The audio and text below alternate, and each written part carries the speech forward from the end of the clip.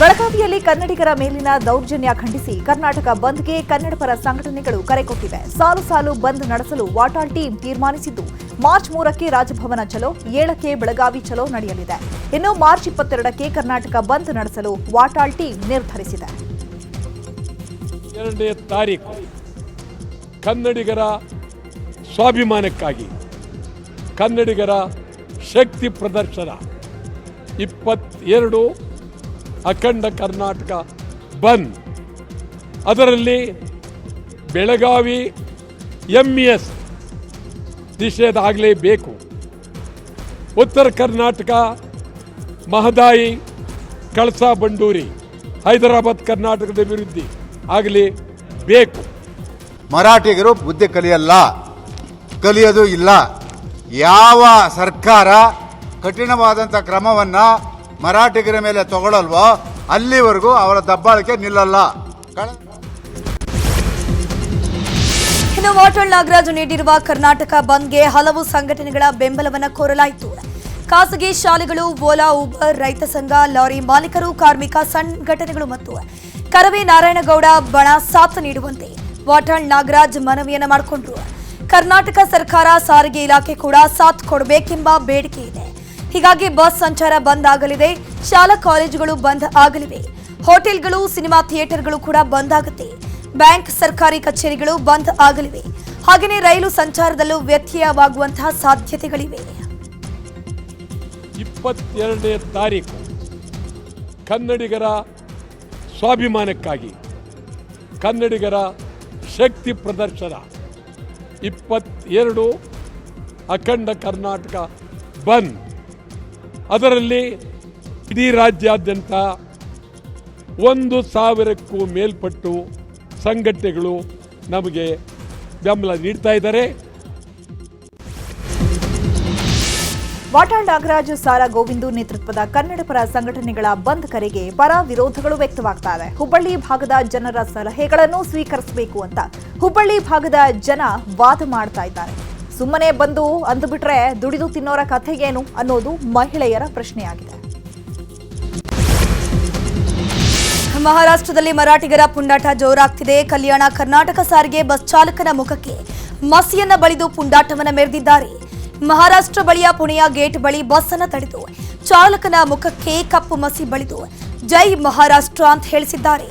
ಸದ್ಯ ಘಟನೆ ಬಳಿಕ ಆಳಂದದಿಂದ ಪುಣೆಗೆ ಹೋಗುವಂತಹ ಬಸ್ ಸಂಚಾರ ರದ್ದು ಆಗಿದ್ದು, ಬಸ್ ಮೇಲೆ ಜೈ ಮಹಾರಾಷ್ಟ್ರ, ಜೈ ಮರಾಠಿ ಅಂತ ಬರೆದು ಉದ್ದಟತನ ಮೆರೆದಿದ್ದಾರೆ. ಕರ್ನಾಟಕ ಬಸ್ಗಳ ಮೇಲಿನ MES ಪುಂಡಾಟ ಖಂಡಿಸಿ ಧಾರವಾಡದಲ್ಲಿ ಜಯ ಕರ್ನಾಟಕ ಸಂಘಟನೆಯಿಂದ ಪ್ರತಿಭಟನೆ ಮಾಡಲಾಯಿತು. ನಗರದ ಜಿಲ್ಲಾಧಿಕಾರಿ ಕಚೇರಿ ಎದುರು ಪ್ರತಿಭಟನೆ ನಡೆಸುವ ಮೂಲಕ ಕಂಡಕ್ಟರ್ ಮೇಲೆ ಹಲ್ಲೆ ಮಾಡಿದರ ವಿರುದ್ಧ ಕ್ರಮಕ್ಕೆ ಆಗ್ರಹಿಸಲಾಯಿತು. ಮೇಕೆದಾಟು ವಿಚಾರವಾಗಿಯೂ ಹೋರಾಟ ನಡೆಸಲು ನಿರ್ಧರಿಸಲಾಗಿದೆ. ಮಾರ್ಚ್ 11ರಂದು ಅತ್ತಿ ಬೆಲೆ ಗಡಿ ಬಂದ್ ನಡೆಸಲಾಗುತ್ತೆ. ನಂತರ ಮಾರ್ಚ್ 14ಕ್ಕೆ ಮಂಡ್ಯ, ಮೈಸೂರು, ರಾಮನಗರ ಮುತ್ತಿಗೆ ನಡೆಸಲಾಗುತ್ತೆ. ಬಳಿಕ ಮಾರ್ಚ್ 16ಕ್ಕೆ ಹೊಸಕೋಟೆ ಟೋಲ್ ಬಂದ್ ಮಾಡುವ ಮೂಲಕ ಮೇಕೆದಾಟು ಹೋರಾಟಕ್ಕೆ ನಿರ್ಧಾರ ಮಾಡಲಾಗಿದೆ.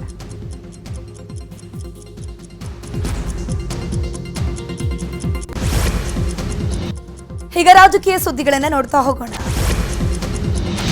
ಮಹಾರಾಷ್ಟ್ರದಲ್ಲಿ ನಡೆದ ರಾಜಕೀಯ ವಿದ್ಯಮಾನ ಕರ್ನಾಟಕದಲ್ಲೂ ನಡೆಯಬಹುದು.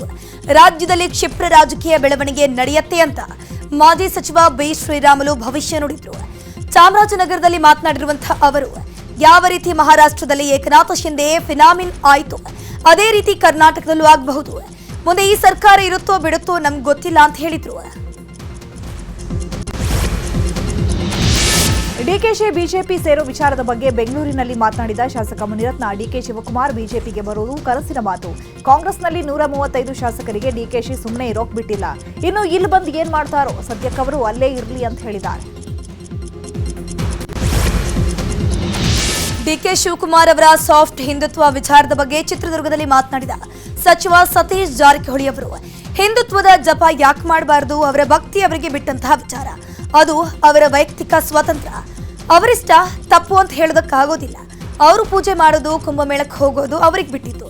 ಅವರು ರಾಜ್ಯದಲ್ಲಿ ಏಕನಾಥ ಶಿಂದೆ ಆಗ್ತಾರೋ ಇಲ್ವೋ ಅದು ನನಗೆ ಗೊತ್ತಿಲ್ಲ ಅಂತ ಹೇಳಿದ್ರು. DCM ಅವರು ಹಿಂದುತ್ವದ ಜಪ ಮಾಡ್ತಾ ಇದ್ದಾರಾ? ಇಲ್ಲ, ಮಾಡಬಾರ್ದು. ಯಾಕೆ ಮಾಡಬಾರ್ದು ಅಂತ ಏನಿಲ್ಲ. ನಾವು ಈಗಾಗಲೇ ಹೇಳಿದ್ವಿ, ಅವರವರು ಭಕ್ತಿ ಅವ್ರಿಗೆ ಬಿಟ್ಟದ್ದು.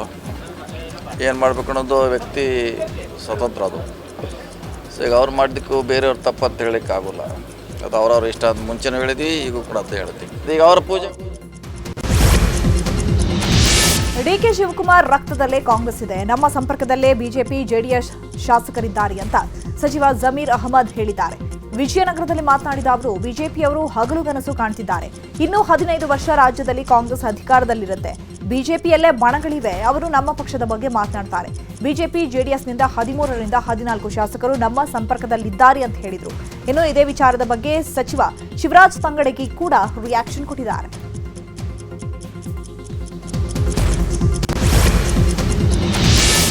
ಬಿಜೆಪಿಯ ಮುಖಂಡ ಎಚ್.ಸಿ. ಕಲ್ಮುರಡಪ್ಪ ನಿವಾಸಕ್ಕೆ ಬಿಜೆಪಿ ರಾಜ್ಯಾಧ್ಯಕ್ಷ ಬಿವೈ ವಿಜೇಂದ್ರ ಭೇಟಿ ನೀಡಿದರು.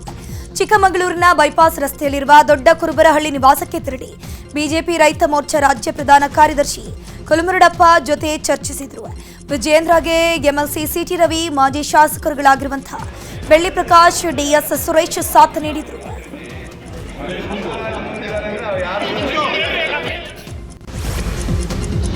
ನಟೋರಿಯಸ್ ಕ್ರಿಮಿನಲ್ ಹೊಟ್ಟೆ ಮಂಜನನ್ನ ಪೊಲೀಸರು ಅರೆಸ್ಟ್ ಮಾಡಿದ್ದಾರೆ. ಹಲವು ಪ್ರಕರಣದಲ್ಲಿ ಭಾಗಿಯಾಗಿದ್ದ ನಟೋರಿಯಸ್ ಕ್ರಿಮಿನಲ್ ಹೊಟ್ಟೆ ಮಂಜ ಬೇಲ್ ಮೇಲೆ ಹೊರಬಂದು ಕಳ್ಳತನ ಮಾಡುತ್ತಿದ್ದ. ಚಿಕ್ಕಬಳ್ಳಾಪುರ ಜಿಲ್ಲೆ ಚಿಂತಾಮಣಿ ನಗರ ಪೊಲೀಸರು ಮಂಜನನ್ನ ಅರೆಸ್ಟ್ ಮಾಡಿ ಜೈಲಿಗಟ್ಟಿದ್ದಾರೆ. ಶಾರ್ಟ್ ಸರ್ಕ್ಯೂಟ್ನಿಂದ ಬಹುಮಹಡಿ ಕಟ್ಟಡಕ್ಕೆ ಬೆಂಕಿ ಹೊತ್ತಿದ ಘಟನೆ ಮಂಗಳೂರಿನಲ್ಲಿ ನಡೆಯಿತು. ಕರಂಗಲಪಾಡಿಯಲ್ಲಿರುವಂತಹ ಬಹುಮಹಡಿ ಕಟ್ಟಡದ ಬೇಸ್ಮೆಂಟ್ನ ಎಲೆಕ್ಟ್ರಿಕ್ ವಿಭಾಗದಲ್ಲಿ ಈ ಒಂದು ಅಗ್ನಿ ಅವಘಡ ಸಂಭವಿಸಿದೆ. ಇನ್ನು ಸ್ಥಳಕ್ಕೆ ಅಗ್ನಿಶಾಮಕ ತಂಡ ಆಗಮಿಸಿ ಬೆಂಕಿಯನ್ನು ನಂದಿಸಿದ್ರು.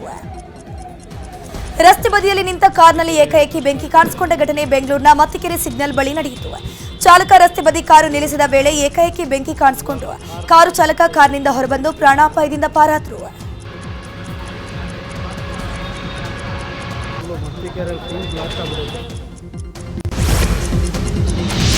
ಬಹುಭಾಷಾ ನಟಿ ಶಿಲ್ಪಾ ಶೆಟ್ಟಿ ಕುಟುಂಬ ಸಮೇತ ಉಡುಪಿಗೆ ಭೇಟಿ ಕೊಟ್ಟಿದ್ದಾರೆ.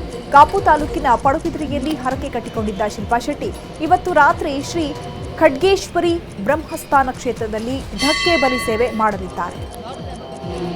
ಕಾಪುವಿನಲ್ಲಿರುವ ಮಾರಿಗುಡಿಗೆ ಶಿಲ್ಪಾ ಶೆಟ್ಟಿ ಕುಟುಂಬ ಸಮೇತ ಭೇಟಿ ಕೊಟ್ಟಿದ್ರು. ಮಾರಿಗುಡಿಯಲ್ಲಿ ನಡೀತಾ ಇರುವಂತಹ ಅಷ್ಟಬಂಧ ಬ್ರಹ್ಮ ಕಲಶೋತ್ಸವ ಕಾರ್ಯಕ್ರಮದಲ್ಲಿ ಶಿಲ್ಪಾ ಶೆಟ್ಟಿ ಭಾಗಿಯಾದರು.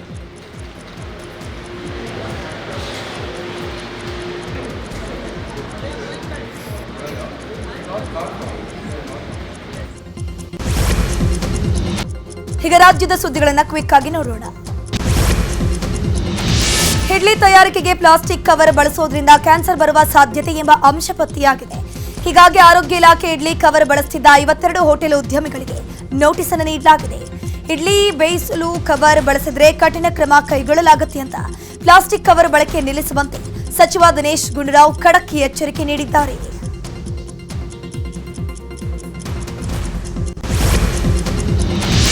ರಾಜ್ಯದಲ್ಲಿ ಟ್ಯಾಟೂಗೆ ಕಡಿವಾಣ ಬೀಳುತ್ತಾ ಅನ್ನೋ ಅನುಮಾನ ಮೂಡಿದೆ. ಟ್ಯಾಟೂವಿನಿಂದ ಸ್ಕಿನ್ ಕ್ಯಾನ್ಸರ್, HIV ಅಂತಹ ರೋಗಗಳು ಹರಡುವಂತಹ ಭೀತಿ ಇರುವ ಕಾರಣ ರಸ್ತೆ ಬದಿಯಲ್ಲಿ ಟ್ಯಾಟೂ ಹಾಕುವವರಿಗೆ ಕಡಿವಾಣ ಹಾಕಲು ಸರ್ಕಾರ ಮುಂದಾಗಿದೆ.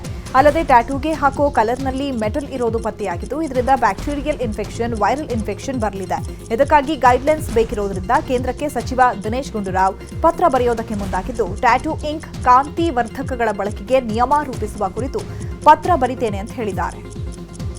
ಟ್ಯಾಟೂಗಳನ್ನು ಏನು ಹಾಕ್ತಾ ಇದ್ದಾರೆ ಅದರಲ್ಲಿ ಸುಮಾರು 22 ಹೆವಿ ಮೆಟಲ್ಗಳನ್ನು ಉಪಯೋಗ ಮಾಡ್ತಾರೆ ಅಂತ ನಮ್ಮ ಒಂದು ವಿಶ್ಲೇಷಣೆ ಕಂಡು ಬಂದಿದೆ.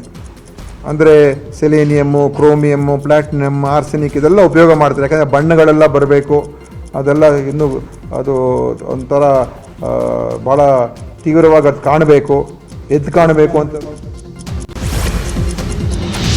ಇಡ್ಲಿ ಆಯ್ತು, ಬಟಾಣಿ ಆಯ್ತು, ಈಗ ಕಲ್ಲಂಗಡಿ ಹಣ್ಣಿನ ಸರದಿ. ಕಲ್ಲಂಗಡಿ ಹಣ್ಣಿಗೆ ಕೃತಕ ಬಣ್ಣ ಬಳಕೆ ಆರೋಪ ಕೇಳಿ ಬರ್ತಿದೆ. ಈ ಹಿನ್ನೆಲೆಯಲ್ಲಿ ಕಲರ್ ಬಣ್ಣ ಬಳಕೆ ಕುರಿತು ಸ್ಯಾಂಪಲ್ ಸಂಗ್ರಹಕ್ಕೆ ಆರೋಗ್ಯ ಇಲಾಖೆ ಮುಂದಾಗಿರುವಂತಹದ್ದು. ಬೇಸಿಗೆ ವೇಳೆ ಕಲ್ಲಂಗಡಿ ಹಣ್ಣು ಹೆಚ್ಚು ಜನ ಸೇವಿಸುತ್ತಾರೆ, ಆದರೆ ಕೆಮಿಕಲ್ ಕಲರ್ ಇಂಜೆಕ್ಟ್ ಮಾಡಲಾಗ್ತಿದೆ ಅಂತ ಆರೋಪಿಸಲಾಗ್ತಿದೆ.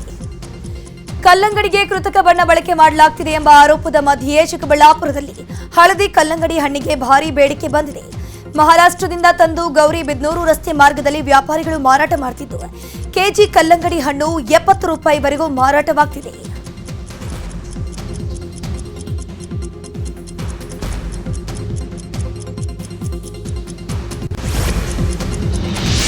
ಚಿಕ್ಕಬಳ್ಳಾಪುರ ಜಿಲ್ಲೆಯಲ್ಲಿ ಹಕ್ಕಿ ಜ್ವರ ಪತ್ತೆಯಾಗಿದೆ. ವರದನಹಳ್ಳಿ ಗ್ರಾಮದಲ್ಲಿ ಏಕಾಏಕಿ ನೂರಾರು ಕೋಳಿಗಳು ಸಾವನ್ನಪ್ತಾ ಇರೋದ್ರಿಂದ ಕೋಳಿಗಳ ಮಾದರಿ ಲ್ಯಾಬ್ಗೆ ಕಳುಹಿಸಲಾಗಿತ್ತು. ನಿನ್ನೆ ಬಂದ ವರದಿಯಲ್ಲಿ ಹಕ್ಕಿ ಜ್ವರ ಇರೋದು ದೃಢಪಟ್ಟಿದ್ದು ಆತಂಕ ಮೂಡಿಸಿದೆ.